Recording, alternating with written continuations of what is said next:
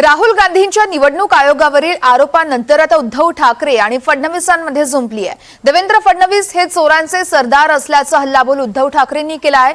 त्याचबरोबर त्यांनी मतांची चोरी केल्याचंही ठाकरेंनी बोलून दाखवलंय। त्याचवरून आता फडणवीसांनी पलटवार केलाय। उद्धव ठाकरे जनादेश चोर आहेत म्हणून त्यांना जनतेनं घरी बसवलं अशा शब्दात फडणवीस यांनी पलटवार केलाय। बघूया। काँग्रेसने त्यांना एक चांगला शब्द दिलाय, चीफ मिनिस्टर नाही, काँग्रेसने म्हटले थीफ मिनिस्टर, चोरांचा सरदार आहे। तर हे पाप, कारण ह्या संध्या कधीतरी मिळतात, पण शेवटी इतिहासामध्ये तुमची नोंद काय होते ते महत्वाचं आहे।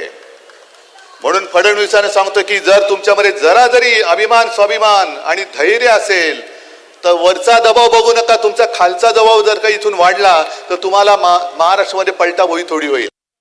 आणि त्यांनी जनादेशाची चोरी केली, ते जनादेश चोर आहेत आणि म्हणून लोकांनी त्यांना घरी बसवलं।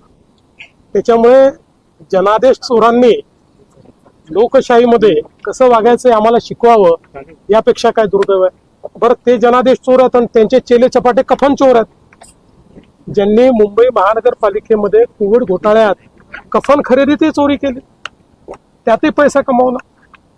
आता कोणाचे सरदार म्हणायचं? उद्धवजींना कफन चोरांचा सरदार म्हणू? मला अशी भाषा वापरायला आवडत नाही।